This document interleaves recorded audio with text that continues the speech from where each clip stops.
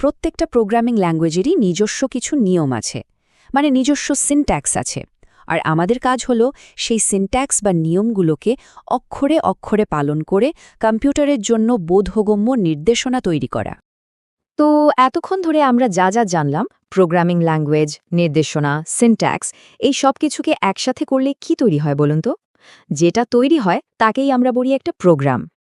একটা প্রোগ্রাম বানানোর প্রক্রিয়াটা তাহলে কি দাঁড়ালো? খুব সোজা। ১. আমরা কিছু নির্দেশনা লিখি। ২. সেই নির্দেশনাগুলোকে নির্দিষ্ট ভাষার সিনট্যাক্স বা নিয়মকানুন মেনে সাজাই। আর ব্যাস, এই দুটো জিনিস মিলিয়েই তৈরি হয়ে যায় একটা পূর্ণাঙ্গ প্রোগ্রাম। তাহলে যদি এক কথায় বলি, প্রোগ্রাম হলো সিনট্যাক্স মেনে লেখা একগুচ্ছ নির্দেশের একটা সেট, যেটা একটা কম্পিউটারকে দিয়ে কোনো একটা নির্দিষ্ট কাজ করিয়ে নেয়। আর আজকের এই আলোচনায় আমরা প্রোগ্রামিং ল্যাঙ্গুয়েজ আর